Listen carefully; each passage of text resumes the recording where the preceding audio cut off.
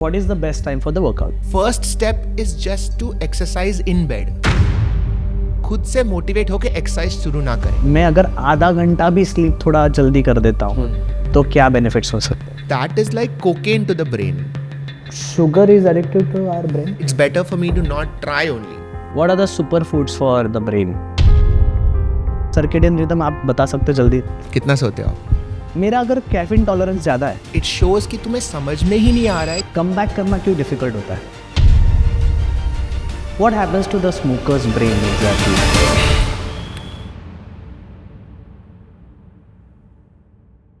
Thank you so much भाई for joining me. Thanks for having me. बहुत कम लोगों को पता है हम दोनों ने एक साथ ट्रेन भी किया. मैं अभी बोलना चाहता हूँ, मैं फ्लेक्स करूँगा, बोलता हूँ. But thank you so much भाई. It's an honor. Okay. And मैंने ऐसे फ़ोन किया, जल्दी आपने एक्सेप्ट किया. Thank you so much for that also. So भाई मुझे डायरेक्टली पहला ही क्वेश्चन ऐसा है कि कुछ ऐसा नया कुछ इवोल्यूशन हुआ है, because now people know about what you talk about, what are the topics of course, but ऐसा कुछ हुआ है? Shock me with some surprise which has happened, some kind of study happened with exercise and brain और something like that. So, first of all, thanks for having me.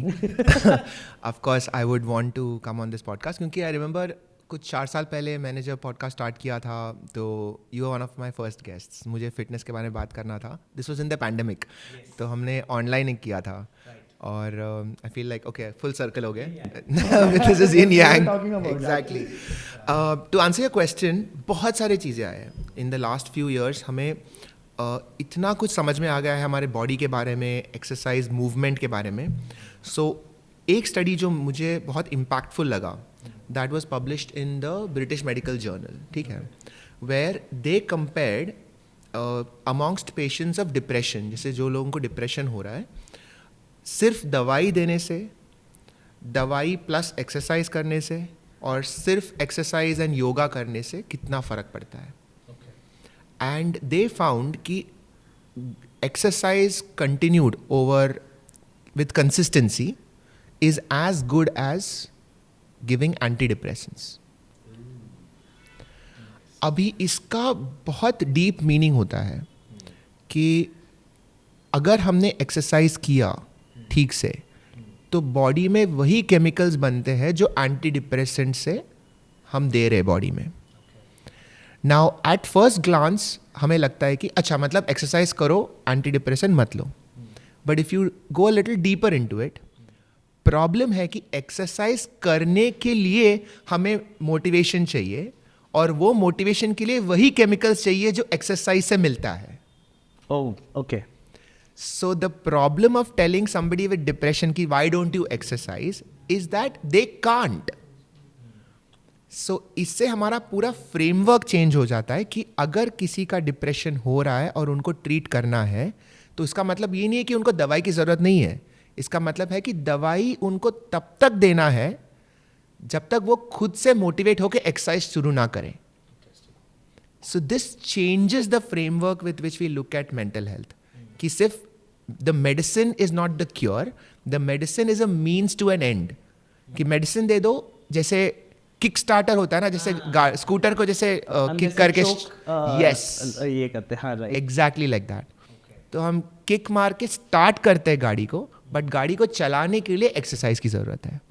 This has change the way I look at mental health.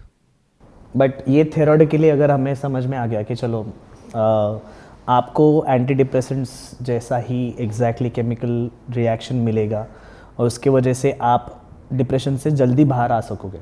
Okay. But ये theoretically समझाना और किसी को actually exercise में लगा देना, और उसके लिए आपने ऐसे, आई एम श्योर आपने बहुत सारे पेशेंट्स को ऐसे ट्रीट किया होगा जहाँ पे you have to literally convince them why do they have to do it.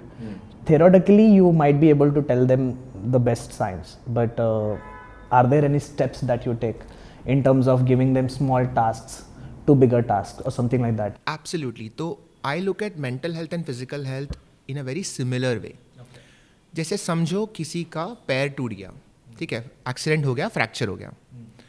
अभी you know that running a marathon is good for you, but अगर किसी का पैर टूटा है तो तुम नहीं बोलोगे कि कल जाके तुम मैराथन दौड़ो. यू इंट्यूटिवली अंडरस्टैंड कि इसका पैर टूटा हुआ है, ये नहीं कर पाएगा. even if it is good for them. First step is just to exercise in bed. पहले तो रेस्ट की ज़रूरत है. That bone has to heal. Then you start physiotherapy in bed. फिर धीरे धीरे बिठा दो, खड़ा करो, स्ट्रेचर पे खड़ा करो या वॉकर से खड़ा करो. फिर वॉकर से धीरे धीरे चलना शुरू करो. फिर लेग एक्सरसाइजेस स्टार्ट करो, एक एक मसल को इम्प्रूव करो. Then mobility exercises, functional exercises, then light walking, jogging, then running, then marathon. Mental health को ऐसे ही देखना चाहिए. अगर कोई डिप्रेशन में है, उनको ऐसा नहीं बोल सकते कि कल से तुम रोज जिम जाओ. यार वो तो जिनको डिप्रेशन नहीं है उनके लिए भी मुश्किल है. तो टेलिंग समवन विथ डिप्रेशन कि आपको एक्सरसाइज करना है is actually very insensitive. It shows कि तुम्हें समझ में ही नहीं आ रहा है कि उनका कैपेसिटी कितना कम हुआ है. So just because exercise is good doesn't mean कि वो कल से ऑप्टिमम एक्सरसाइज शुरू कर सकते हैं. एक स्टेप वाइज लैडर बनाना है हमें कि स्टार्टिंग में यू जस्ट स्टार्ट वॉकिंग. घर के अंदर जस्ट चलना शुरू करो, जस्ट मूव. उतना मूवमेंट से जितना डोपामीन आता है, उस डोपामीन से तुम्हें थोड़ा और पॉजिटिव थॉट्स आना शुरू होगा. एक्सरसाइज अभी भी दूर की बात है, but just by walking around the house थोड़ा सा मूड एलिवेट होता है. थोड़ा सनलाइट में जाने से थोड़ा मूड एलिवेट होता है. हमें उतना ही चाहिए. We have to start working in small increments and then make a plan कि हम 3 महीने में we will get you into the gym. Slowly, कोई जल्दी नहीं है, कोई पैनिक नहीं है. जितना हम प्रेशर डालेंगे उससे उल्टा नेगेटिव इफेक्ट भी आ सकता है. जस्ट लाइक अ फ्रैक्चर, अगर टूटे हुए हड्डी पे हमने प्रेशर डाल दिया तो और टूट सकता है. That's how I see mental health. कि धीरे धीरे से हमें रेजिलियंस बढ़ाना है, स्ट्रेंथ बढ़ाना है और फिर उनको एक्सरसाइज करवाना है.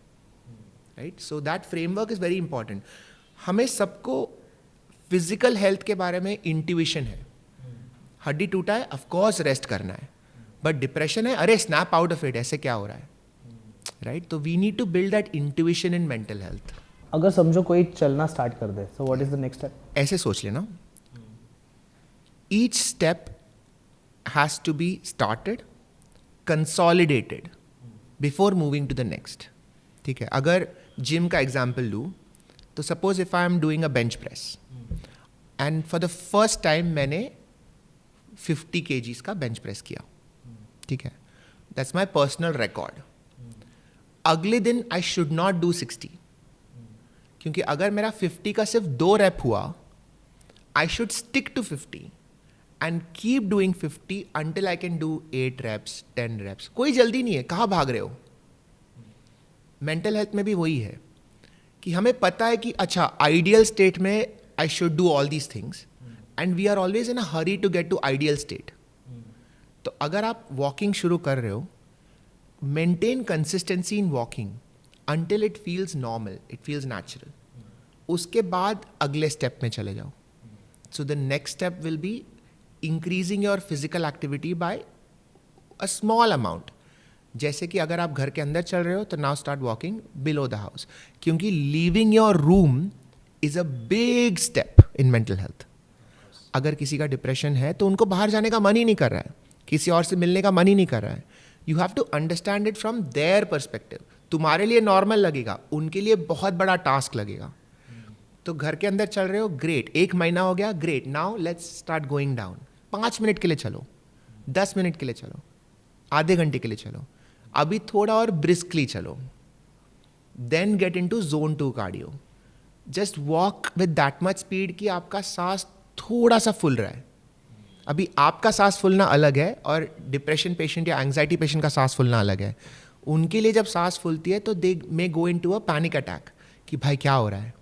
तो you have to be very gentle, very calm and over a period of time zone 2 cardio start करो. फिर रेजिस्टेंस ट्रेनिंग एकदम धीरे से 1 किलो 2 किलो. जस्ट मसल्स को याद दिलाओ कि हाँ भाई ये तुम्हारा काम है. देन स्टार्ट एक एक करके. So I always feel like a 3 to 6 month program is what every mental health patient needs. This is in parallel to therapy, to medication, सब कुछ करना है. But this exercise part is what we don't do enough. Right? So that is what should be added. And the problem is that medical education में, जैसे मेरा कितना 15 साल का मेडिकल एजुकेशन था, MBBS, MD, DM, सब में हर टेक्स्ट बुक में एक लाइन लिखा होता है लास्ट में कि lifestyle and exercise is important. कहीं पे नहीं लिखा है कि क्या एक्सरसाइज क्या करना है. तो दैट वी विल आउटसोर्स कि अच्छा चलो और कोई करेगा. But doctors should know exercise में कैसे एक्सरसाइज करवाना है, because it is as important as medication. Right? So that is the way that I treat with all my patients. I have a proper exercise protocol and I give it a lot of importance. मेरे नए clinic में there is one phrase that I am going to put on the wall which is movement is medicine. I was just about to ask you कि मेरा भी यही मतलब अभी scene हो रहा है कि मैं सबको बोल रहा हूँ कि movement is the key. And हमें जैसे स्पेशल पॉपुलेशन करके हमारा भी एक कोर्स रहता है जहाँ पे we specifically get train to train pathology people. मतलब जिनको इंजरी हुआ है या कुछ भी चीज़ जो फिजियोथेरेपी से बाहर निकले, अभी उनके मसल्स को स्ट्रेंथन करना है. राइट? सो ऑफ कोर्स हमें जो हमारे नॉर्मल क्लाइंट्स हैं उनसे कहीं ज़्यादा नीचे आके बहुत slow one step at a time कर करके हमें सिखाना पड़ता है. And most of the times मैं वही बोलता हूँ कि अगर किसी को भी फिटनेस में स्टार्ट करना है, कुछ भी स्टार्ट करना है, and you have never tried it and you are just maybe आप बहुत ज़्यादा डर भी रहे हो उससे स्टार्ट करने के लिए, because you have heard so many things, because what ever it is. या जिम में जाना भी बहुत ज़्यादा डिफिकल्ट होता है लोगों के लिए क्योंकि सब लोग मेरी तरफ देखेंगे, ये भी रहता है. लेकिन मैं उनको वही बोलता हूँ कि मूवमेंट इज़ द की. तुम एटलीस्ट स्टार्ट तो करो. द ओनली थिंग जो नॉन डिपेंडेंट रहेगा वो ये होगा कि आप चलने लग गए बस, या आप बेड से उठ गए, ये बहुत बड़ी अचीवमेंट है. Thank you so much actually, because मैं ये हमेशा सोचता था कि ये बैक्ड बाय साइंस रहेगा, क्योंकि जो मैं मूवमेंट में बोल रहा हूँ ये बैक्ड बाय साइंस है. Nice, thank you for this. And then अभी हमने जैसे बात किया कि किसी को एक्चुअली किसी को प्यार में गिराना है मूवमेंट के.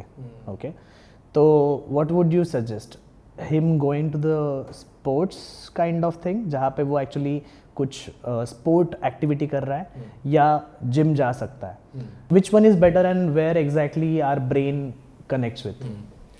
तो दोनों का सिमिलैरिटी ये है कि दोनों में हमारा बॉडी मूव कर रहा है, देयर इज सम रेजिस्टेंस और हम वो रेजिस्टेंस को ओवरकम कर रहे हैं. दोनों का जो प्यार का एस्पेक्ट है दैट इज द गेम.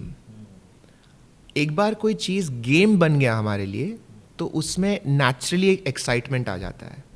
तो गेम बने, we have a goal, we have a challenge और उसको ओवरकम करना है. ठीक है. स्पोर्ट्स में वो आसान है क्योंकि वो ऑलरेडी गेम के तरह स्ट्रक्चर्ड है. जैसे अगर मैं बैडमिंटन खेल रहा हूँ और मेरे ओपोनेंट ने वो शटलकॉक को थोड़ा दूर प्लेस किया, तो मुझे भागने के लिए ऑटोमेटिक मोटिवेशन है क्योंकि मैं गेम खेल रहा हूँ, मुझे वो पॉइंट हारना नहीं है. तो I will find myself running to catch the shuttlecock without having to force myself. लेकिन जिम में अगर मेरे ट्रेनर ने बोला कि 10 बार भाग लो, क्यों? मुझे खुद को फोर्स करना पड़ रहा है. तो जिम में वो गेम एस्पेक्ट थोड़ा और मुश्किल है until you start gamifying it for yourself. तो जैसे अभी like I was telling you, since the last 3.5-4 months I have been regular at the gym. And शुरुआत का 1-2 महीना was just because मैंने decide किया इसके लिए कर रहा हूँ. But now it's starting to become fun. क्योंकि एक personal record होता है, you are beating it every week. Things that you could not do 3 months ago, now you can do. तो दिमाग में एक गेम बन गया है कि अच्छा टुडे अगर लेग प्रेस कर रहा हो 125 kg हो गया, can I touch 130, can I touch 135. घर के अंदर can I do certain things which I couldn't do before. Like the other day I did 1 pushup with my wife sitting on my back. Now that is something which is so much fun. जैसे in your relationship also, it's just like a fun thing which was not possible if I was not working out. वो होता ही नहीं था. But these are things that you do to gamify that exercise, make it more interesting, make it more fun. You need more rewards. तो अगर आप sports खेल रहे हो तो द रिवॉर्ड इज इमीडिएट. अगर आप खेल रहे हो, you win a point, you feel yes.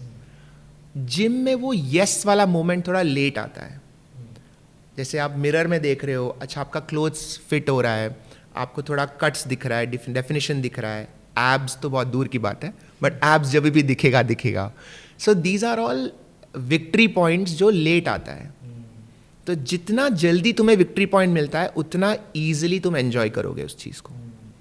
Right. तो sports is good for that. या it is safe to say कि अगर कोई ऐसा है जो पूरा ज़िंदगी से ही एक्चुअली फिटनेस को पूरा निकाल दिया है या भूल गया है या कभी स्टार्ट ही नहीं गया, सो इट इज़ बेटर कि अगर वो इजीली वॉक कर सकता है, जैसे हमारा पहला टॉपिक था, yeah they actually go for walks and jog, तो उनको बोल सकते हैं कि just to start falling in love with the movement with your body, you can simply pick any sport and you can go ahead with it, so that you will start understanding maybe कि कैसा है body, क्या कर रहा है. Because जैसे आपने बताया कि रिजल्ट भी बहुत फास्ट ही दिखता होगा ना, कि अगर समझो मेरे पास कोई अपॉइंटमेंट है तो उसने तो मतलब वो गेमिफाइड वर्जन तो तैयार हो गया, लेकिन उसका परफॉर्मेंस मेरे से अच्छा है, वो भी रिजल्ट आ गया ना बाहर. Absolutely. तो maybe that can be a motivational factor and then they can actually train themselves Yeah. to go back into the gym and train for the same game. Yes. So the best way to exercise is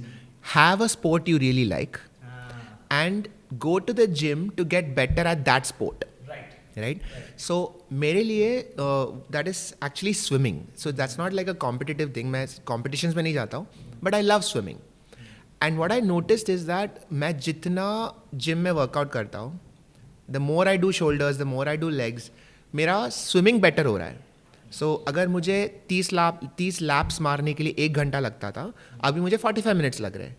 So eventually तुम्हें gamify ही करना है. तुम्हें खुद के साथ एक game बनाना है कि if I go for a 1 kilometer walk, मुझे वो कितने टाइम में 1 kilometer हो जाता था, and can I now reduce it?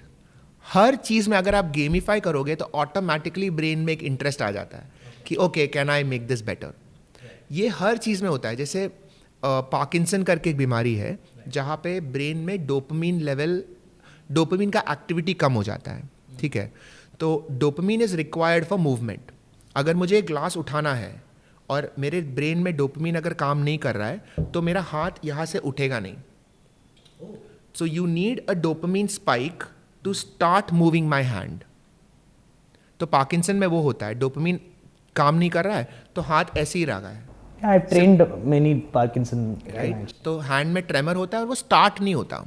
एक बार मूवमेंट स्टार्ट हो गया तो वो मूवमेंट खत्म कर पाते हैं, बट उनको फ्रीजिंग होता है, जैसे वो उठ नहीं पाते या स्टार्ट नहीं कर पाते. तो इसमें क्या होता है, देयर इज़ अ गेम. तो जैसे अगर पार्किंसन का पेशेंट चल नहीं पा रहा है तो what I do is I tell them that look at the lines on the ground. जैसे फ्लोरिंग में लाइन होता है ना, और आप एक गेम बना दो कि अच्छा आपको ये फ्लोर क्रॉस करना है, ये टाइल क्रॉस करना है, ये लाइन क्रॉस करना है. इमीडिएटली एक डोपामिन स्पाइक होता है and they are able to cross. Okay, so task specific करोगे तो ज़्यादा जल्दी टास्क कंप्लीट करोगे. Right. If there is a goal you are able to complete it. आप ऐसे ही चलने बोलोगे तो उनको और टाइम लगता है. Turn everything into a small goal और उसी से तुम्हें डोपामिन मिलता है. So cool. क्योंकि फिर से जब मैं ट्रेन करता हूँ किसी को तो मैं हमेशा वही बोलता हूँ कि अरे तुम मत सोचो अब मिरर में देख के कि नीज कहाँ जा रहे हैं, हिप कहाँ जा रहा है. Your body just understands task and your body will follow it. Just give yourself a task. Now what is squat? Just sit. What is bench press? Just push. That's the only thing because you have been doing such task since almost your childhood. Right. Yeah great. भाई मुझे एक बात बताओ, why comebacks are very tough for the brain? Comeback करना क्यों difficult होता है? ये मेरा पर्सनल क्वेश्चन है भाई. जैसे कमबैक मैंने यू आर सेइंग कि अगर किसी ने कुछ ट्राई किया and they fail, they give up. यही बात है ना? हाँ right.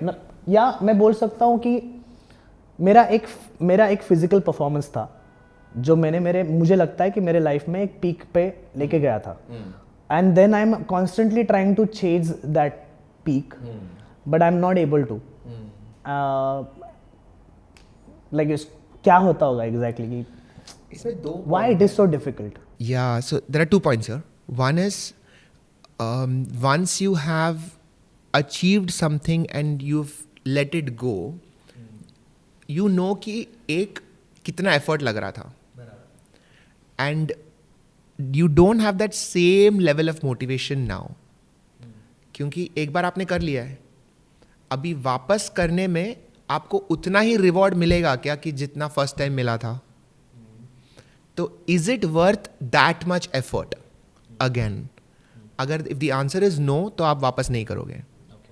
And the second reason why comebacks are difficult is because you have a, जैसे फेलियर के बाद हमेशा ब्रेन में एक लेसन जैसा हो जाता है, जैसे उसको ट्रॉमा जैसे बोल सकते हैं कि यहाँ पे फेलियर हुआ है, मुझे इस होल चीज़ को अवॉइड करना है.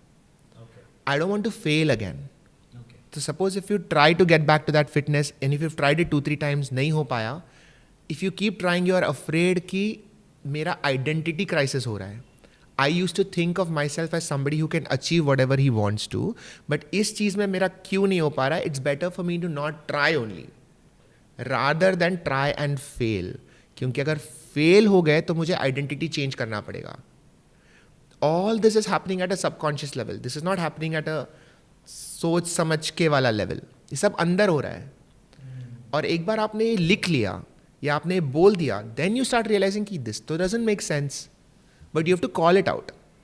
The problem happens when you don't say it और राइट इट. तो ये सब अंदर ही हो जाता है एंड हमें सिर्फ फाइनल डिसीजन मिलता है कि नहीं करना है. This is why journaling is so important. Actually because मुझे अभी मैं बैक हिस्ट्री में जाऊँ तो एक मेरा ऐसा पास्ट में याद आ रहा है कि मुझे थोड़ा सा पेट निकला था and I was on Dubai का एक ट्रिप था. तो then I just entered into the pool and I do have muscles but along with I have gain थोड़ा बहुत, हाँ, एक्स्ट्रा लगेज. तो एक ने बोल दिया कि भाई तुम तो फिटनेस कंटेंट क्रिएटर हो and how is this possible. And then without even thinking about it I told him कि but I am not a trainer anymore, I am a coach and more than that I am just a businessman. तो अभी जब आपने बोला ना कि identity change हो गया और मैंने ये डिसाइड भी नहीं किया है and I felt so bad कि थोड़ी देर के बाद मैं सोचने लगी कि मैं क्यों बोला होगा ऐसा. It is not good. Yeah. That's exactly it. And the thing is, these are things that happen without your conscious choice. मतलब वो मोमेंट पे किसने आपको अटैक किया, आपने सोचा नहीं रेस्पॉन्स के बारे में. आपका subconscious brain felt attacked. It has an option of freeze, fight और फ्लाइट. तो फ्रीज होता है, ओह शिट मैं अभी क्या बोलूँ. फाइट होता है, तू कौन होता है बोलने के लिए. एंड फ्लाइट होता है कि मैं कोई ऐसा स्टोरी बनाऊँ जिससे मुझे ये क्वेश्चन को डील ही नहीं करना पड़े. So this is a form of flight कि मुझे ये करना ही नहीं है, मैं तो भी फिटनेस ट्रेनर, मेरा गोल ही नहीं है, मेरा तो और ही गोल है. लाइक आपने अलग ही लाइन ले लिया. इसमें कोई गलत नहीं है. This is what we all do all the time. We will either freeze और फाइट और फ्लाइट. अगर और कोई होता या आप ही और कोई मोमेंट पे आप फाइट करते कि तेरा क्या जाता है, who are you to comment, that is fight. So our brain has these options and you can pick anyone. अगर आपने जर्नलिंग नहीं किया तो ये सारा डिसीजंस ऑटोमेटिकली लिया जाता है एंड देन यू वंडर कि मैंने ये सब क्यों किया. तो is it safe to say कि हमारे जितने भी अचीवमेंट्स होते हैं वो हमारे आइडेंटिटी से जुड़े हुए होते हैं. सो जो कुछ भी आप अचीव करते हो वो आपकी आइडेंटिटी बनती है. अगर वो आप सेम लेवल पे परफॉर्म नहीं कर पा रहे हो, then it becomes a crisis and that's where you try to find it out a different story. Most of the times मुझे ऐसा लगता है कि लोग गिव अप भी नहीं करते, वो फ्लाइट सिचुएशन ज़्यादा पसंद करते हैं कि ये क्यों नहीं हुआ, क्योंकि ये है. Wow, and it happened with me too. सबके साथ, एवरीबडी लिसनिंग टू दिस उनके साथ हुआ है ये. And you need it. See, this is not wrong. You need that flight response क्योंकि उसी से तुम्हारा सैनिटी मेंटेन होता है. You can not constantly be like मैं फेल हुआ. कहीं ना कहीं पे तो तुम्हें कुछ तो स्टोरी बनाना पड़ेगा कि मैं इसलिए ये डिसीजन नहीं लिया. उसमें गलत नहीं है. You just need to know that you did this That's it. It is all the brain protecting itself. You know, I'm not saying don't do it. So भाई मुझे पता है कि मेरा एक खुद का आंसर रेडी है इस सवाल पे, और मुझे ये बहुत सवाल आता है, और ऑफ कोर्स सब लोगों को आता है कि what is the best time for the workout, but I want to know it from you कि ब्रेन के पर्सपेक्टिव से अगर हम देखने जाएं तो क्या होगा? प्रैक्टिकली जब हो पाए तब, ठीक है, that is the practical answer. कि just because you couldn't work out in the morning, ऐसा नहीं कि अरे मेरा बेस्ट टाइम चला गया तो अभी कल देखेंगे. नहीं, you go workout in the evening. So no workout is workout at some point is better than no workout, right? There are advantages to working out in the morning, which is कि तुम्हारा cortisol levels बढ़ रहा है as you wake up. So there is a cortisol awakening response, CAR. So जैसे आप उठते हो तो आपका कॉर्टिसोल लेवल्स बढ़ता है, and when you work out it increases that, and that is a good cortisol increase. तो लोगों को लगता है कि cortisol is bad, stress hormone है, problem करता है, but you need cortisol.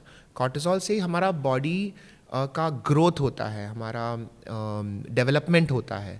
So you need cortisol to increase, and exercise is one of the best ways of increasing cortisol. So there are few hormones which increase focus. So cortisol is one, there is adrenaline, noradrenaline. All of these chemicals increase when you are doing something which is important for your survival.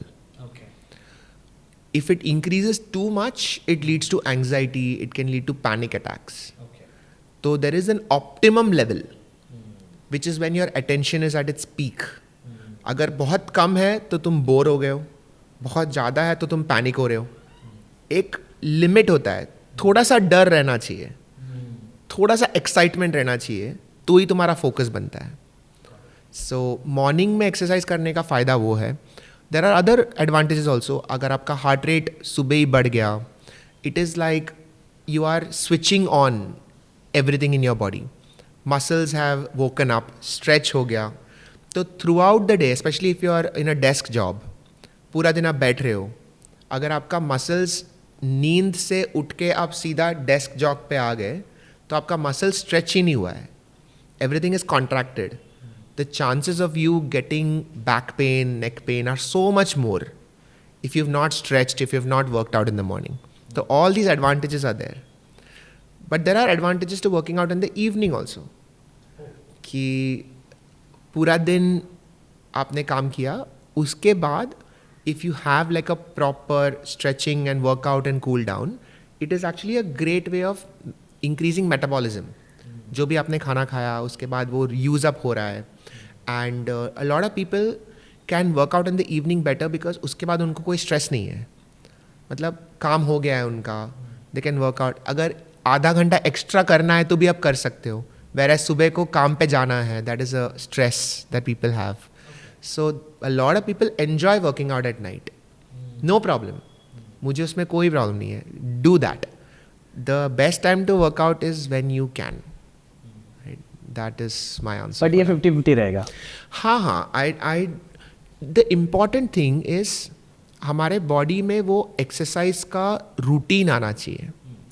क्योंकि देखो evolution में ऐसा कोई time नहीं था कि सुबह को ही काम करना है या शाम को ही काम करना है. Evolution has designed our body and our brain to be ready whenever. Because जंगल में तो you can get attacked at any time. ऐसा नहीं कि सुबह को ही शेर आएगा, right? You need to be ready any time. तो वर्कआउट वेन एवर, वर्कआउट का कोई अलग बायोलॉजिकल ये नहीं है. Workout is simply you using your energy. You are suppose to be using your energy, you are suppose to be moving all the time. बैठने का सवाल ही नहीं था पहले, तो जब चाहिए अब वर्कआउट करो, कोई प्रॉब्लम नहीं है. मेरा थोड़ा सा हमेशा सवाल जब मुझे आता है तब मैं थोड़ा सा अलग जवाब देता हूँ, बिकॉज मुझे ऐसा लगता है कि इवनिंग्स में डिस्ट्रैक्शंस बहुत रहते हैं. Your phone is on, okay, most of the times all the plans, जितने भी प्लान्स होते हैं दोस्तों के साथ बाहर जाने के, ये सब कुछ इवनिंग में ही होता है. You really can't say no if there is a important call. So इससे डिस्ट्रैक्शंस में वर्कआउट करना शायद बहुत डिफिकल्ट हो. It is because of the external factors. And most of the times अभी मैंने ऑलमोस्ट कितने मतलब 14 साल से काम कर रहा हूँ, ट्रेन कर रहा हूँ लोगों को, या अभी मेरे ट्रेनर्स से ट्रेन करवा रहा हूँ. तो जितने भी केस स्टडीज़ हम देख रहे हैं, तो अभी कैसा है कि मॉर्निंग के भी ट्रेनर्स है, इवनिंग के भी ट्रेनर्स है, आफ्टरनून के भी ट्रेनर्स है.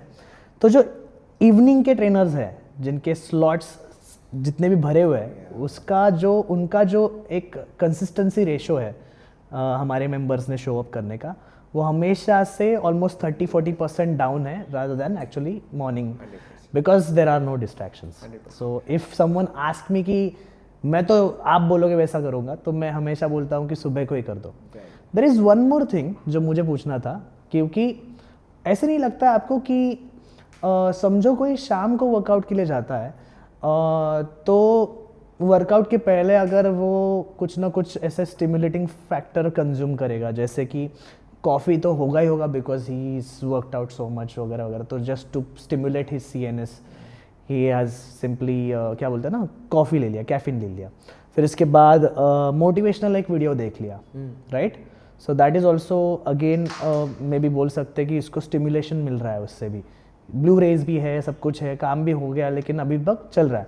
Then going into that intense workout session and to get out of it, तो जो ओवरऑल हमने बॉडी में जो एक्सपेक्ट किया था कि एक स्टिमुलेशन भी आ जाए, जैसे कि कैफीन भी ऊपर हो गया, then of course you need more let's say cortisol to be focus, adrenaline to be pumped up, right, everything.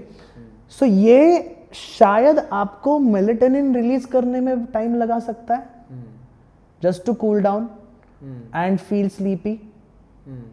तो उनका शायद ऐसा हो सकता है क्या कि समझो उन्होंने स्लीप लेना चाहिए 11 बजे का, लेकिन ये जो शूट कर दिया और एक सर्केडियन रिदम को हमने मैनिपुलेट कर दिया उसमें से, जैसे smoking is also a manipulation part, the caffeine, anything that has effect on your brain is simply a manipulation to the circadian rhythm. Circadian rhythm आप बता सकते जल्दी? सर्केडियन रिदम मैंने हमारे बॉडी का जो इंटरनल क्लॉक होता है, जो सनलाइट और डार्कनेस का जो बॉडी में रिफ्लेक्शन होता है, तो आवर बॉडी कॉन्स्टेंटली नोज कि बाहर इज इट डे और नाइट, तो दैट इज सर्केडियन रिदम. और हमारे बॉडी का हर एक ऑर्गन एक सर्केडियन क्लॉक फॉलो करता है. Okay, so this is it. So but क्या लगता है भाई आपको कि ये अगर स्पाइक अप हो गया तो मेलेटोनिन को एक्चुअली इन होने में टाइम लग सकता है, and that is why people are able to get the sleep better? So exercise के वजह से स्लीप ज़्यादा अफेक्ट नहीं होता. बाकी चीज़ों से हो सकता है, जैसे अगर आपने रात को कॉफ़ी ले लिया, तो कॉफ़ी केमिकली प्रिवेंट्स मेलाटोनिन और chemically prevents sleep from coming, क्योंकि कॉफ़ी से एक एडिनोसिन करके केमिकल होता है, वो ब्लॉक हो जाता है और फिर adenosine is needed for sleep activation. तो अगर आपने कॉफ़ी ले लिया रात को समझो 8 बजे, तो कॉफ़ी का इफ़ेक्ट लास्ट करता है 8 घंटे के लिए. तो हाँ, तो you are not ideally suppose to be having coffee after evening. तो मेरा अगर कैफीन टॉलरेंस ज़्यादा है तो फर्क पड़ता है, या 8 घंटे तक ही रहेगा, थोड़ा सा भी कैफीन ले लिया तो भी? तो इंडिविजुअल डिफरेंसेस तो हमेशा होता है. हर एक केमिकल का हर एक बॉडी में उसका एग्जैक्ट डिफरेंस, मतलब एग्जैक्ट इफेक्ट तो चेंज होगा ही. Even if you are able to sleep, वो क्वालिटी ऑफ स्लीप में भी फर्क पड़ सकता है कि आप सो तो गए, बट क्या आपका लाइट स्लीप था कि डीप स्लीप था. तो कई बार कॉफ़ी के बाद आपका लाइट स्लीप होता है, you are not able to go into deep sleep. तो थोड़ा भी अगर आवाज़ आ गया, बाहर कुछ किसी ने हॉर्न मार दिया, तो आप उठ गए बिकॉज आपने कॉफ़ी ले लिया है. Again there might be people जो रात को भी कॉफ़ी पी के एकदम डीप स्लीप में जा सकते हैं, वो उनके बॉडी का एक हिस्सा है. But the only way you can know is to experiment with yourself. No harm, करो experiment. I am encouraging everyone to experiment with their own body, with coffee, with sound, light. करो experiment, तुम्हारा body है, at least now you know. But don't do it without knowing. और अगर आप कर रहे हो, then follow what is generally good for everybody. Okay. Because then the chances are कि आपके लिए भी अच्छा ही होगा, right? But definitely experiment करो खुद से. मुझे ऐसा लगता है जब हम फिटनेस में बात करते हैं, तब मैं हमेशा मेरे क्लाइंट्स को बताते वक्त बताता हूँ कि देखो, ये सब कुछ छोड़ो, कौन सा वर्कआउट, कौन सा डाइट प्लान, कौन से टाइप का डाइट प्लान, कितने कैलोरीज, ये सब कुछ छोड़ो. Understand the basics of fitness, which is a tripod of fitness, which we say it progressive overload, rest and recovery and nutrition. मतलब eat, sleep, train and repeat. Okay, तो ये particularly देखा जाता है कि कभी कभी वर्कआउट हो भी जाता है और न्यूट्रिशन में हमने अभी इतना अवेयरनेस ला चुके हैं हम कि हमें पता है क्या खाना चाहिए क्या नहीं खाना चाहिए. Even if the meal gets skipped, you know what needs to be done to simply stop your craving, stop your hunger and again be on the track. But sleep के बारे में हम इतना ज़्यादा शायद अवेयरनेस नहीं ला पाए हैं. So can we start from the क्या बोलते कि इन टू द डेप्थ कि एग्जैक्टली होता क्या है, स्लीप में क्या क्या होता है. और जस्ट बिकॉज मे बी अगर मैंने समझो कि आधा घंटा जल्दी सोने का ट्राई कर लिया, बिकॉज हम बोल सकते हैं कि पूरी की पूरी दुनिया ये स्लीप डिप्राइव्ड है. मुझे लगता है कि 80% तो रहेगा ही रहेगा, ये प्रॉब्लम होगा. सो छोटे छोटे स्टेप्स लेते हैं, जैसे आपने बताया कि देखो गेमिफाई भी करो, राइट. उसके साथ साथ आपने बताया कि बहुत छोटे स्टेप्स लेने पड़ते हैं, because it's a severe thing for them to simply keep the phone away from you and not to get distracted. तो छोटी सी भी स्टेप लेके मैं अगर आधा घंटा भी स्लीप थोड़ा जल्दी कर देता हूँ तो क्या बेनिफिट्स हो सकते हैं? सो इन जनरल आपका स्लीप का it's not about 1 or 2 days. ठीक है, एक दिन आप कम सोए कुछ नहीं होता, ठीक है, your brain is able to tolerate it. But अगर आपका क्रॉनिक स्लीप डिप्रिवेशन है, मतलब कई सालों से आप ठीक से नहीं सो रहे हो, तो उसका डेफिनेटली ब्रेन में एक नेगेटिव इफेक्ट आता है. आपका अर्ली ऑनसेट मेमोरी लॉस होने का चांस है, आपका बिहेवियर चेंजेस होने का चांस है, एंग्जाइटी होने का ज़्यादा चांस है, डिप्रेशन का चांसेस बढ़ जाता है इंसोम्निया में. तो there are many reasons why you should focus on sleep. और स्लीप का एक सिस्टम होना चाहिए. इन जनरल आपका sleep should be between 6 to 8 hours on your average day.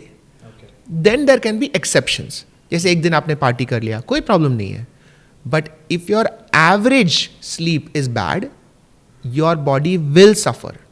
Like इसमें डाउट नहीं है, eventually वो sleep deprivation से कुछ ना कुछ तो होगा. It's like eating junk food every day. और अगर आपका sugar levels are say more than 200, एक बार 200 के ऊपर गया, that is different, and रोज हाई होना is different, right. So chronic sleep deprivation का प्रॉब्लम होता है. One main reason why this happens is sleep में एक केमिकल होता है सेरोटोनिन. सेरोटोनिन हमारे पूरे डे में it is high, and as nightfall happen serotonin गिर जाता है. तो when you are sleeping serotonin is low. तो जब सेरोटोनिन लो होता है, ब्रेन में जो सेरोटोनिन का रिसेप्टर होता है, that receptor का sensitivity increases. Just because it goes down. It goes down. That's why the receptor sensitivity is much becomes more sensitive. It's like brain is trying to find out the serotonin. Serotonin किधर है? तो our brain becomes more sensitive to serotonin. तो जब अगला दिन serotonin वापस rise होता है, the brain is ready to catch the serotonin. But if you are sleep deprived, आप सोए नहीं, तो receptors will get tired. Receptor का सेंसिटिविटी बढ़ता नहीं है, रिसेप्टर डीसेंसिटाइज हो जाता है. तो अगले दिन जब सेरोटोनिन बढ़ेगा तो भी उसके लिए रिसेप्टर रेडी नहीं है. So now you don't feel that same level of peace, calmness. Serotonin is what makes you feel relaxed. तो जब सेरोटोनिन नहीं होता तो हमें पीस नहीं मिलता. So then you start chasing dopamine happiness. Dopamine is excitement. तो जब सेरोटोनिन लो होता है तो हमें लगता है कि कुछ तो गलत है यार, लाइफ में मज़ा नहीं आ रहा है. एंड बिकॉज सेरोटोनिन रिसेप्टर काम नहीं कर रहा है, now let's scroll, let me buy something, let me do impulse shopping, let me drink, let me smoke. All those things happen. क्योंकि जब सेरोटोनिन का एक्टिविटी अच्छा रहता है तो डोपामीन को रेगुलेट करता है सेरोटोनिन. अभी 1-2 दिन चलेगा, but imagine this behaviour over a long time. This is what leads to impulsive behavior. This is what leads to bad decisions. तो कोई भी अचानक से bad situation में नहीं आता. They reach a bad situation over years of bad decisions. And this happens because of poor sleep. So this is how poor sleep is connected to your life being in a bad place. And then we start blaming other things. कि अरे मेरे friend ने ये बोला इसके लिए, my parents didn't support me, whatever. Sleep starts off a lot of like chain reactions. ठीक है. So this is why everyone should focus on figuring out their average day का sleep. It's a system. आपका अगर average system अच्छा है, then your life is better. Rule of thumb. मैं मेरा example देता हूँ, मुझे बहुत गिल्टी लग रहा है क्योंकि कितना सोते हो आप? मुझे लगता है कि मेरा average sleep has been always around 5 hours Okay. or maybe 4 hours. Wow. And for 13 years, I've been into this 4 hours or 4.5 and 5.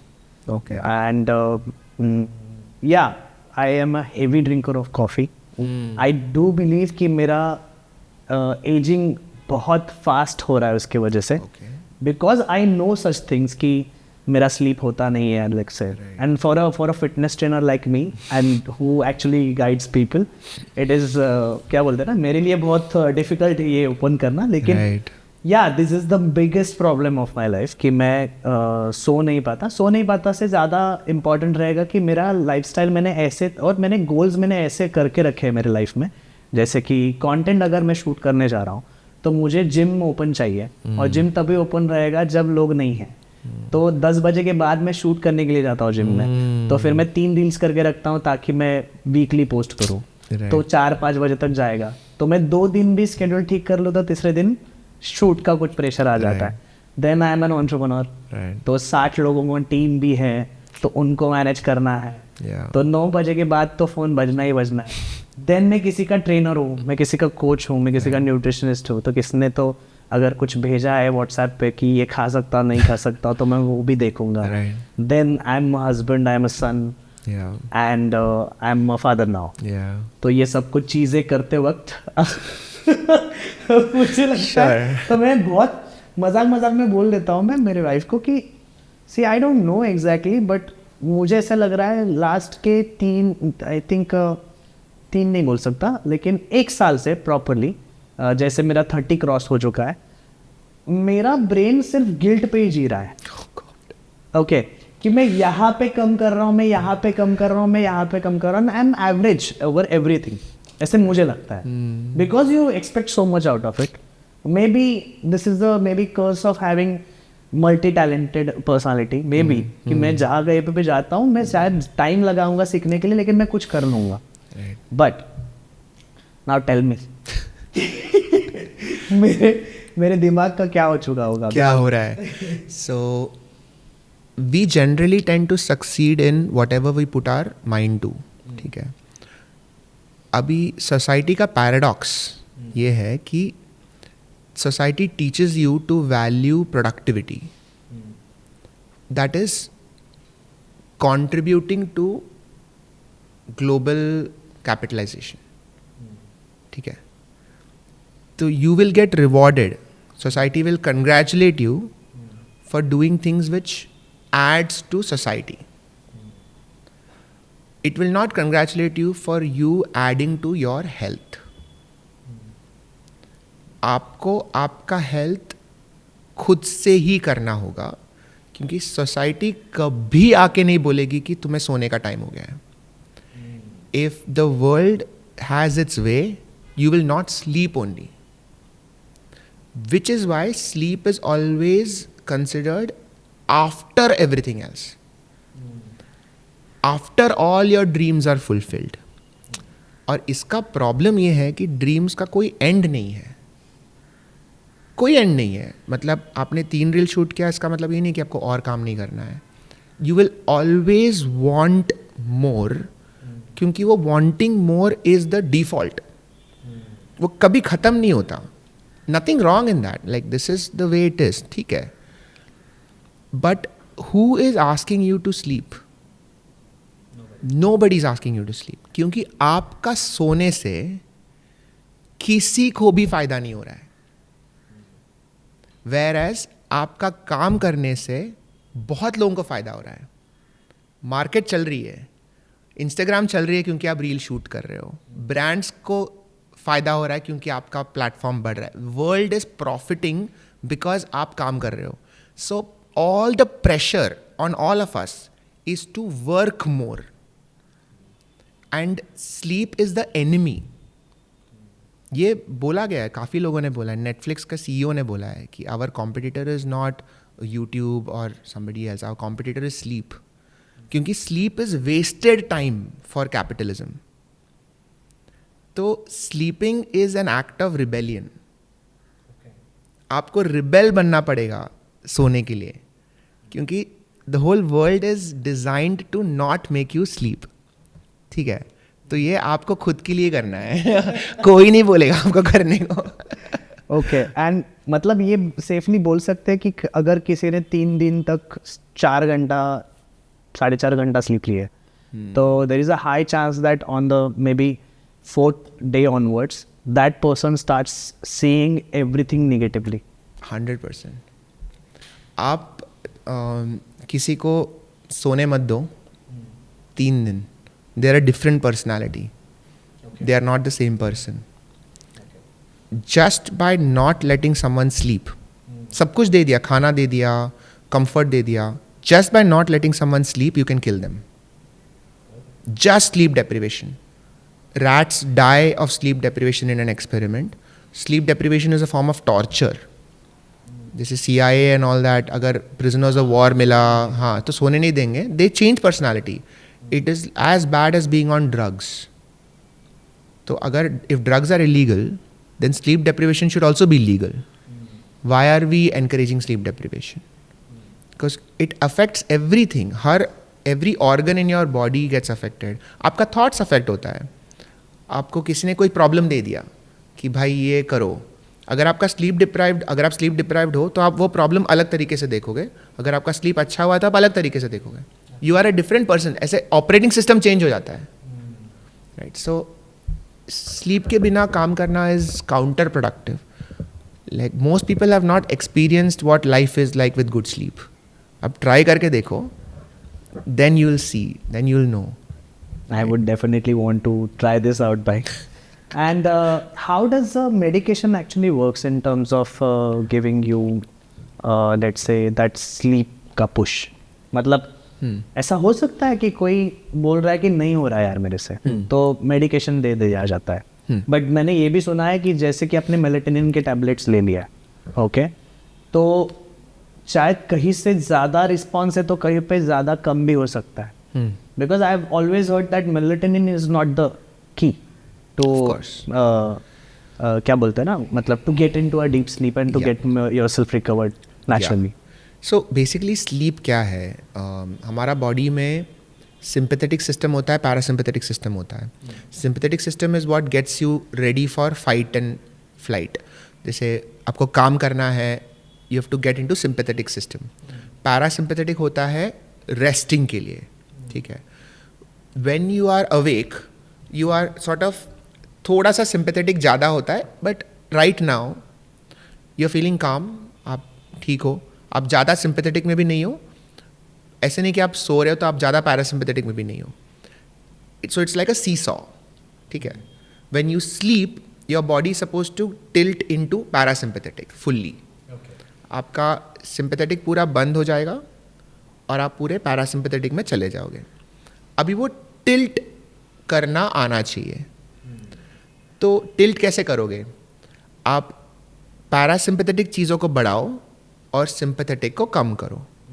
तो what are the things that push you into sympathetic? Anything that creates excitement. तो scrolling, arguing with people, watching something very intense, having a lot of stress, जैसे काम का stress आप घर पे लेके आए, बेड में बैठ के सोच रहे हो, हैविंग एंग्जाइटी इन जनरल। आप एंग्शियस हो तो आप सिंपैथेटिक में ही हो, which is why anxious people can't sleep. तो पैरासिम्पैथेटिक में आप कैसे जाओगे? You increase parasympathetic things, so deep breathing, warm shower, stretching, walking, ये सब चीज़ों से body will go into parasympathetic. It's as simple. और ये रोज करो, एक दिन करने से नहीं होता, करते रहो, धीरे धीरे धीरे आपका बॉडी पैरासिम्पैथेटिक में जाता है, then you are able to sleep. Medicine can help you in that transition, but आप मेडिसिन पे डिपेंड नहीं हो सकते, क्योंकि एक बार वो डिपेंड हो गए, specially certain medicine like benzodiazepines, जैसे लाइक लोराजेपाम, क्लोनाजेपाम, ये सब चीज़ों से बॉडी में डिपेंडेंस आ जाता है। एक बार उसकी आदत लग गई तो फिर उससे निकलना मुश्किल होता है, क्योंकि बॉडी को लगता है कि ये केमिकल तो आने ही वाला है, तो मैं खुद से क्यों बनाऊं? और जब केमिकल नहीं आया तो नींद ही नहीं आ रही है। तो these chemicals can cause dependence, addiction. तो it's okay to use them for a short time, but without proper sleep training वो लॉन्ग टर्म नेगेटिव इफेक्ट कर सकता है. सो मेलेटोनिन का भी long term there are negative effects. अभी एक study आया था कि लॉन्ग टर्म मेलेटोनिन से हार्ट में प्रॉब्लम हो सकता है. So these are things that come out after some time, right. तो कोई भी मेडिसिन पे लॉन्ग टर्म डिपेंडेंट नहीं होना है. So medicines are supposed to be just to trigger that particular chemical reaction in your body. Correct. And just stop. And if you are using the medications for the longer time, Yeah. that means there is a problem, and you are creating your body, you are making your body maybe go more dependent on the medications, and without that you can't survive. Yeah. ये binge eating और eating my feelings वाला जो scene चल रहा है, तो उसका क्या है न्यूरोसाइंस का कहना, उसके साथ कैसे है, क्या एग्जैक्टली रीज़न है?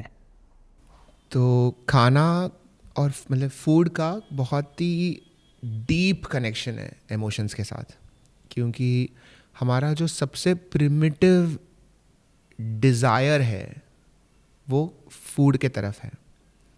मतलब जिस तरह से हमारे बॉडी में डिज़ायर इवॉल्व हुआ है वो फूड के तरफ है. The first time any animal felt कि कुछ करना है, that is to go and eat something, है ना. तो खाने के साथ बहुत डीप कनेक्शन है. डिज़ायर तो बहुत बड़ी बात है, motivation is also connected to food, क्योंकि हमारा primary motivation at an evolutionary level is food. Food के मोटिवेशन अगर नहीं है तो और कोई चीज़ का मोटिवेशन का कोई फ़ायदा नहीं है, क्योंकि अगर खाना नहीं खाएंगे तो आगे क्या होगा, एनर्जी कहाँ से मिलेगी, राइट. विच इज़ वाई और कोई भी चीज़ का अगर मोटिवेशन कम होता है तो we revert back to our default state which is motivation for food. तो फूड का motivation is the lowest level of motivation. और कोई चीज़ अगर नहीं तुम्हें नहीं करना है तो भी हमें खाना खाने का मन करता है. And when we eat we feel successful at the biological level. जब खाना अंदर जाएगा तो इमीडिएटली हमें फीलिंग आता है कि हमने कुछ अचीव किया है, because that was the original achievement. Her animal का अचीवमेंट होता है खाना खाना. उसके बाद आता है रिप्रोडक्शन, जैसे आप you have sex with a partner and you have kids and all of that is later. Food is the primary achievement. तो सपोज अगर आपका जॉब में प्रॉब्लम हो गया, सपोज आपके रिलेशनशिप में प्रॉब्लम हो गया, कहीं पे भी प्रॉब्लम हुआ लाइफ में, स्ट्रेस आ गई, खाना खा लो, वो 1 सेकेंड के लिए तुम्हें अच्छा लगेगा. तो स्ट्रेस ईटिंग का मतलब ही ये होता है कि when you are stressed about something else you eat so that your body feels कि you are successful in that moment. तो ईटिंग योर फीलिंग का मतलब होता है कि अगर आपका फीलिंग है किसी और चीज़ के बारे में, वहाँ पे सोल्यूशन ढूंढने से अच्छा है कि आप खाना खा लो तो you feel good. So then you don't have to deal with your feelings, so you eat your feelings. तो बिंज ईटिंग वही होता है. बिंज ईटिंग का और एक कॉन्सेप्ट है कि मुझे किसी चीज़ के बारे में सोचना नहीं है. मतलब जॉब में स्ट्रेस हो रहा है, मुझे उसके बारे में नहीं सोचना है, खाना खाते रहो. As long as you are eating you don't have to think about other things. तो बिंज ईटिंग उस पर भी आता है. It is a form of addiction. It is similar to smoking or alcohol. So food can also become an addictive substance. Okay. Right. And usually it is always a coping mechanism. So you are anxious or you are depressed about something else, and you are turning towards food as a coping mechanism. So it is important to recognize it. कि मैं binge eat कर रहा हूँ, तो why? It's not necessary कि आपको anxiety disorder है, कि आपको depression है. Maybe you're just anxious. But अगर आप binge eat कर रहे हो तो just pause and ask yourself कि what are you anxious about? And कुछ ना कुछ तो reason निकलेगा कि you're anxious about something. Okay, okay. So sugar is addictive to our brain? Yes, very much so. So especially sugar in its refined form. तो nature में refined sugar नहीं मिलता. Nowhere is it available. Because all sugar is available with some fiber. Right? तो अगर sugar cane आपने खाया तो sugar cane में काफ़ी फाइबर होता है. हमको वो काट के अगर आपने खा लिया होगा तो you have to eat a lot of fibre with it. Fruits में शुगर के साथ फाइबर होता है. हर चीज़ में हाई कैलोरी, जैसे कार्ब्स के साथ फाइबर होता है, but human beings have been able to take that sugar cane juice, take the sugar out and only give you sugar without the fiber. So that is like cocaine to the brain. Ki bhai, oh shit, so sorry. So that is like cocaine to the brain. Ki how am I getting pure sugar without fiber? So that is very addictive. Our brain feels कि अच्छा ये अगर मुझे आसानी से मिल रहा है तो मुझे और कुछ करने की ज़रूरत ही क्या है. इतना सब evolution हुआ है so that I can have calories. I can have easy carbs.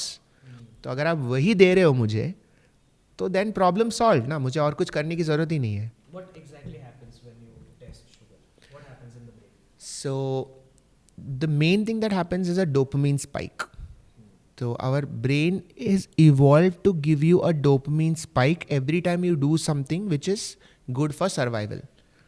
तो अगर आपने suppose let's take a monkey.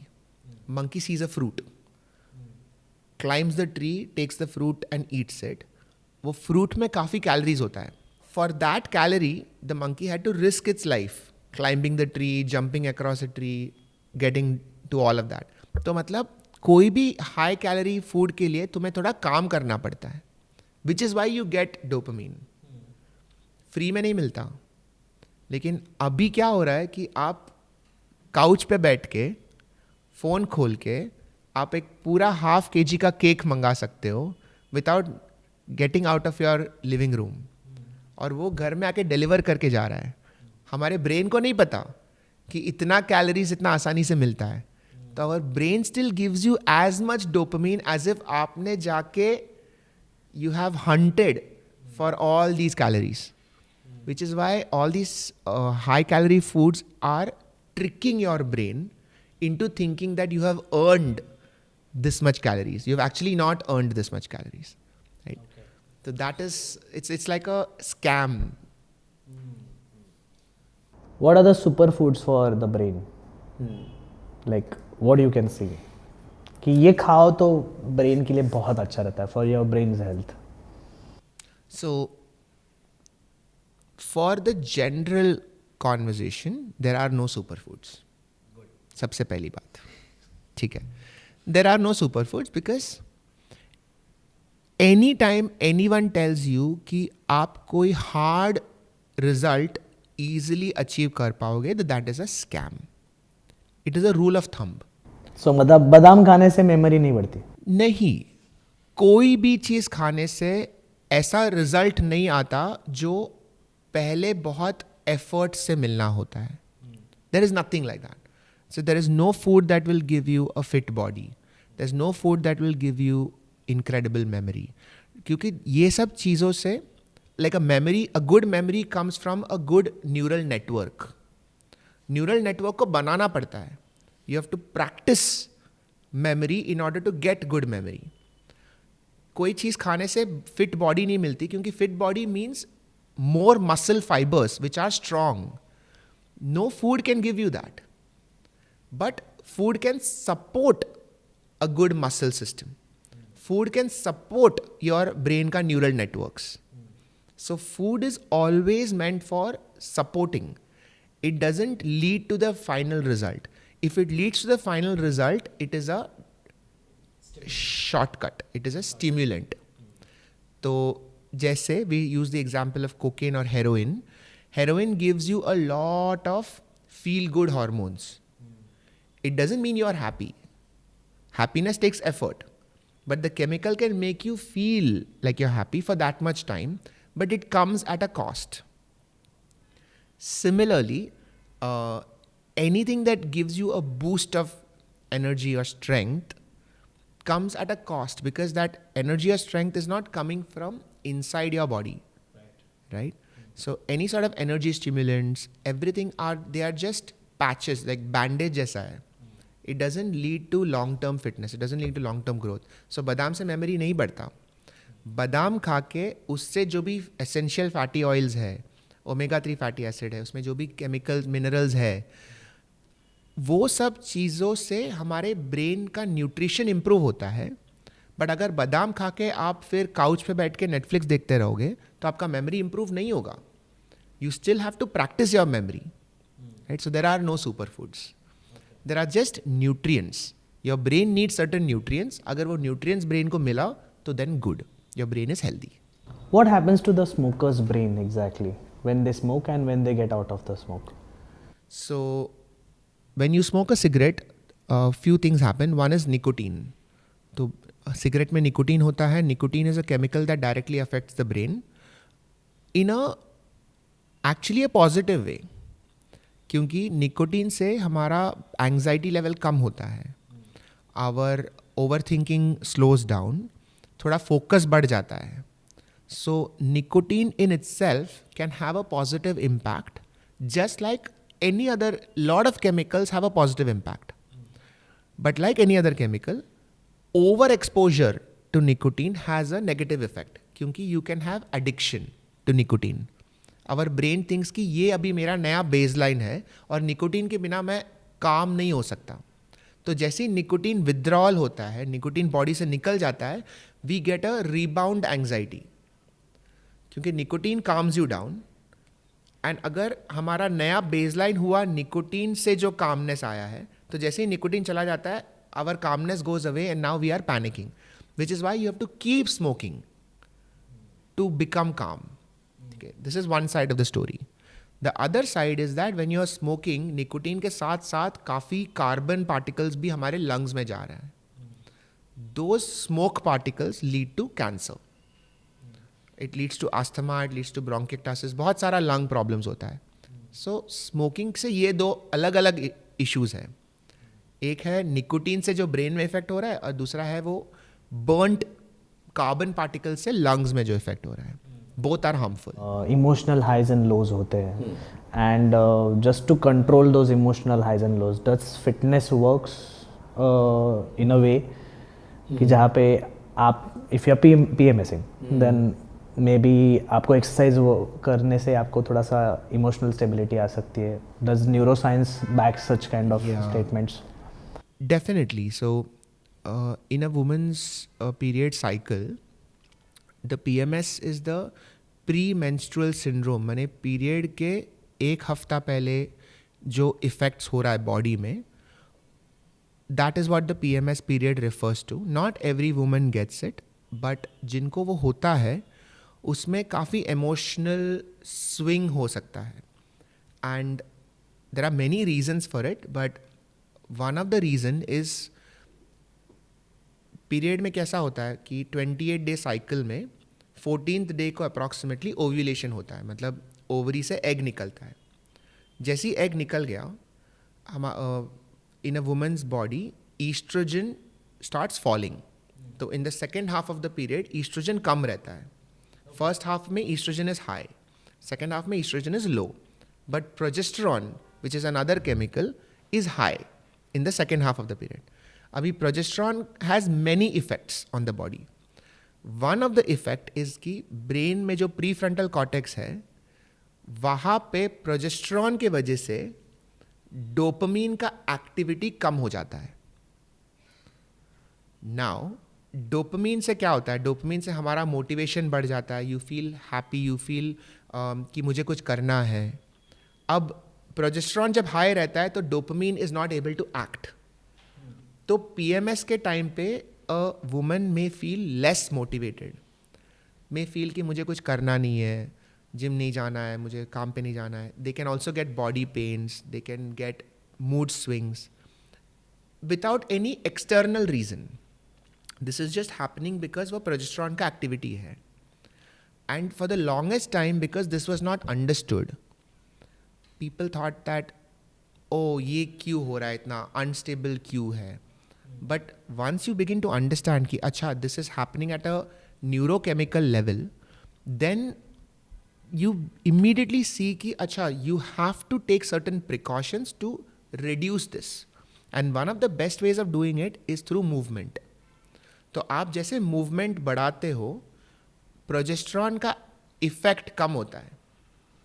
our brain creates certain chemicals, dopamine level बढ़ जाता है, सेरोटोनिन लेवल बढ़ जाता है, एंड प्रोजेस्टेरॉन का जो एक्टिविटी है ब्रेन में वो कम होता है. So exercise can save some of the PMS symptoms, can reduce some of the PMS symptoms. So there is a study showing 10,000 steps a day reduces PMS symptom. There are studies showing weight bearing exercises reduces it. So this is something that every woman who goes through PMS should know about, कि अगर ये कर रहे हो तो आपका PMS symptoms कम हो सकता है. भाई मैंने एक एंड्रयू बर्मन का पॉडकास्ट देख रहा था मैं, and he said that in order to simply improve your risk-taking capacity, your confidence, there is a science behind it that कि आपके दिमाग में एक anterior mid-cingulate cortex होता है, which actually उसका जो size रहेगा उससे define होता है कि आप में confidence कितना है या आप कितना confident feel करते हो about any task.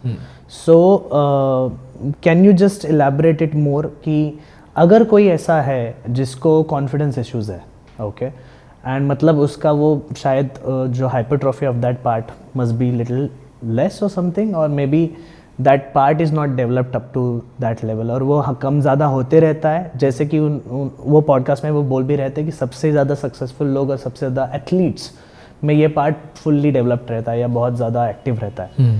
So can you just put more light on it, क्या होता है? So cingulate cortex is a part that is between your prefrontal cortex and limbic system.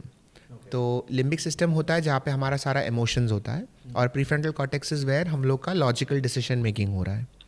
And cingulate cortex का काम है ये दो चीज़ों के बीच में कॉन्वर्जेशन बनाना. ठीक है.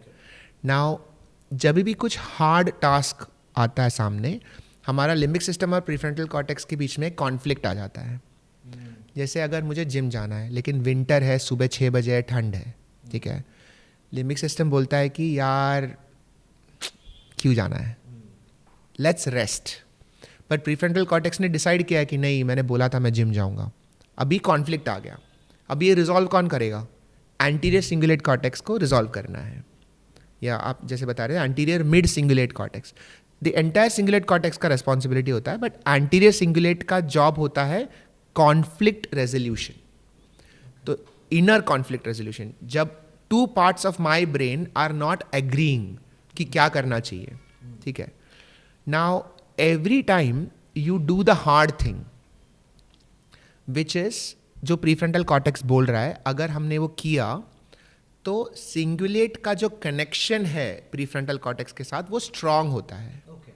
So as you keep doing hard things, you end up becoming more disciplined.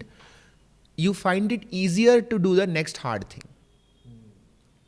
So when you say कि cingulate cortex का size बढ़ रहा है, it just means कि cingulate और prefrontal का जो connection है that becomes stronger. अभी confidence क्या होता है? Confidence basically means कि I can trust myself. That is what confidence means. कि when I am in a difficult situation, can I do what I said I will do? So it means backing yourself. It's backing yourself. Confidence तब होता है जब हमने hard चीज़ें किए हैं in our past. Then you are confident. But you are not confident if you feel कि पिछले बार जब कोई हार्ड चॉइस आया था तो मैं नहीं कर पाया. तो then you lose your confidence. So the way to get back confidence is to start doing hard things in other places. You start going to the gym. वहाँ पे find a hard task. Do it. Keep doing hard things so that your anterior cingulate or prefrontal का connection becomes better. Automatically your confidence will improve because you will start trusting yourself. Right? It's like having a car that you know is going to work. अगर हर बार car start हुआ, car start नहीं होता है, तो you will not have confidence in your car. Right. It is simply like that. You just build trust in yourself. That is what builds confidence. So it is safe to say कि gym एक ऐसा शायद place है जहाँ पे आप आपका confidence boost कर सकते हो. आप खुद को बैक कर सकते हो और नहीं कर सकते हो, इसका पूरा डिसीजन मेकिंग वहाँ पे हो सकता है. You are training yourself to simply back yourself more in other task, in daily task. Yes. Whatever is hard for you, you should do. Now, what is hard for you is dependent on where you are. तो अगर कोई इतना disorganised है कि gym तो बहुत दूर की बात है, वो अपना डेली अपॉइंटमेंट्स भी मीट नहीं कर पा रहा है, You start off with something very simple. Like for example, you say कि हर दिन सुबह 10 बजे मैं ग्लास पानी पीऊँगा. ट्राई करो. अभी आपको लग रहा है कि ये बहुत आसान है, बट कोई लोग हैं जिनका लाइफ इतना chaotic है कि इतना भी नहीं कर पा रहे हैं. तो start with this much, क्योंकि it is hard for you. So whatever is hard for you, you have to do it. It is not hard for somebody else. आपको आपके ब्रेन के हिसाब से चलना है ना. तो if your cingulate and prefrontal cortex is so weak कि you are literally doing everything moment to moment. जो emotion मुझे आया मैं वो करूँगा. मतलब आपका limbic system ही control कर रहा है सब कुछ. तो start with something that is hard for you and then increase the difficulty level. Just like the gym. अगर आप इतना अनफिट हो कि 5 किलो भी नहीं उठा पा रहे हो तो 2 किलो से स्टार्ट करो. फॉरगेट कि बाकी लोग 50 उठा रहे हैं. आपके बॉडी के हिसाब से चलना पड़ेगा. सिमिलरली आपके ब्रेन के हिसाब से चलना पड़ेगा. तो discipline is a learned skill. तो ये फिर ईगो लिफ्टिंग में कौन सा एग्जैक्टली काम कर रहा है? Like the prefrontal cortex is really pushing you to do this, कि जब जहाँ पे ईगो लिफ्टिंग होता है. ईगो लिफ्टिंग का क्या मतलब? ईगो लिफ्टिंग इज लाइक मुझे नहीं पता ये उठेगा नहीं, लेकिन मैं फुल जोश में डाल लेता हूँ, कर लेता हूँ. तो उसमें चांसेस ऑफ इंजरी होती है. ये एग्जैक्टली. बट द मतलब ओवर कॉन्फिडेंस बोल रहा हूँ मैं. हाँ, करेक्ट. राइट. सो एग्जैक्टली क्या होता है? तो वो भी एक प्रकार का लिम्बिक ड्राइव ही है, क्योंकि you are chasing an immediate thrill. You are not chasing long term goals. तो लिम्बिक का एक प्रॉब्लम होता है कि it is not able to think long term. Limbic का वो नेटवर्क में वो कैपेसिटी ही नहीं है लॉन्ग टर्म सोचने का. क्योंकि लिम्बिक सिस्टम हमारे इंसेक्ट्स में भी है, हमारे स्नेल्स, रैबिट्स, मतलब छोटे एनिमल्स में भी लिम्बिक सिस्टम है. बट प्रीफ्रंटल कॉर्टेक्स नहीं है, और है लेकिन बहुत ही अनडेवलप्ड है. विच is why you will not find an insect planning for 5 years later. एक तो उनका लाइफ उतना नहीं होता, बट आप समझ रहे हो, like they are living moment to moment, right? They are not planning कि आज मैं ये इन्वेस्ट करूँगा तो मुझे 2 साल के बाद रिटर्न्स आएगा. वो कॉन्सेप्ट ही नहीं है. So, मतलब over confidence is predominated by the limbic system. Yes. Any action where the reward is immediate is limbic system. तो अभी मैं 50 उठाऊंगा, मुझे आज अच्छा लगेगा, इज लिम्बिक सिस्टम. मैं आज 40 और 2 बार उठाऊंगा, so that my muscles will become better, so that 1 month later मैं आराम से 50 उठाऊंगा, is prefrontal. ये फर्क आना. Exactly. Any time you are able to delay gratification, that is a prefrontal cortex thing. That is the only way of making your bond strong with the cingulate cortex. Yes. So any time you get a possibility of gratification, if you can delay it, it doesn't even matter how much you delay it, frankly. आपको अगर practice करना है ना, किसी ने अगर chocolate दिया, आप चॉकलेट ले लो और चॉकलेट मत खाओ, और आप बोलो कि मैं ये 20 मिनट में खाऊंगा, दैट इज डिलेइंग ग्रेटिफिकेशन. ऐसा भी नहीं कि आपको बोलना है कि मैं अगले साल खाऊंगा, but have some control. That is enough to start exercising your cingulate prefrontal network. That means अगर मुझे चाहिए कि मुझे रिजल्ट लाना है, तो मैं ऐसा कुछ भी गोल प्लान ना करूं कि वो 30 डेज में ही आए. That is connected to the limbic system more. It's an ego thing. It's an ego thing, right? But अगर मैं delayed gratification के बारे में सोचूं, और मैं सोचूं कि मेरा मतलब मैं 6 महीने के बाद ये चाहता हूँ, ओके, उसमें प्रैक्टिकल अप्रोच बहुत डाल रहा हूँ. So 30 days का भी क्या होता है ना, वो बोलने में जो खुशी है, that is limbic. कि देख मैं 30 दिन में करके दिखाऊंगा, वो मोमेंट पे एक फीलिंग आता है, that is limbic. To actually do it is prefrontal. मतलब you still have to get up and go to the gym every day. That is prefrontal. Immediate is not 30 days. Immediate is 5 seconds. जो भी चीज से आपको अगले 5-10 second में खुशी मिल रही है, that is limbic. तो which is why a lot of people say कि मैं 6 पैक बना रहा हूँ, क्योंकि वो बोलने से जो खुशी मिलती है उनको वो ही चाहिए. That is why people join gyms on 1st January. कि इस साल वो ज्वाइनिंग से जो खुशी मिल रही है, that is limbic. Actually going is prefrontal. ये फर्क है. ओके, सो मतलब जनवरी का महीने में अगर आप जा रहे हो और एनुअल मेंबरशिप भर रहे हो, तो आपको पता है कि आपकी लिम्बिक सिस्टम बहुत ज्यादा स्ट्रांग है. प्लीज सुनो मत. So we know the science behind actually we paying the annual membership. But ये कॉन्वर्सेशन जा सकता है because this is like a brain food for me. And if you guys have liked it, please please please comment में जाओ अभी तक हो तो, और बताओ सिड वॉरियर पार्ट 2. ये कमेंट कर दिए. और सर जी प्लीज बताइए, आपकी ऑडियंस आपको ही देखने के लिए आएगी, तो ऑफ कोर्स प्लीज बताइए कि मेरा चैनल नया है ना तो. Guys, this is such a great conversation. Actually मज़ा आ गया. I think health और fitness के बारे में जितना बात करेंगे उतना अच्छा, क्योंकि हम सब क्यूरेटिव चीज़ों के बारे में बात करते हैं कि प्रॉब्लम होने के बाद उसको सॉल्व कैसे करें, और वो भी एक लिम्बिक की बात होती है कि जब प्रॉब्लम सामने आए तब हम सोल्यूशन के बारे में ढूंढते हैं. अगर प्रॉब्लम है ही नहीं तो लोगों को लगता है कि मुझे तो कभी नहीं होगा, मुझे कभी डायबिटीज़ नहीं होगा, मुझे कभी ब्लड प्रेशर नहीं बढ़ेगा, मेरे बॉडी में कोई प्रॉब्लम नहीं होगा, जब तक होता नहीं है. और फिर कभी ना कभी तो सबके साथ होता है. तो अभी मेरा पूरा बिलीफ सिस्टम चेंज हुआ है towards preventive health. Preventive health is the future, and one main aspect of preventive health is fitness. You can not run from this. पहले कैसा होता था कि फिटनेस एक चॉइस होता था, पर्सनालिटी होता था, अरे ये तो बहुत फिट बंदा है. But fitness is not a choice because health is not a choice. The opposite of health is disease. तो आपको अगर सिक नहीं होना है तो आपको फिटनेस पे ध्यान देना ही पड़ेगा. एंड जितने सारे ऐसे कॉन्वर्जेशंस होते रहेंगे उतना समझिए गाइस, एक डॉक्टर बोल रहा है सब्सक्राइब कर लो यार, मेरा कहने का मतलब है सब्सक्राइब कर लो, मेरे पास कम आओ. But anyway, thank you so much for joining us, bhai. And yes, please guys, like, share and subscribe. Thank you so much.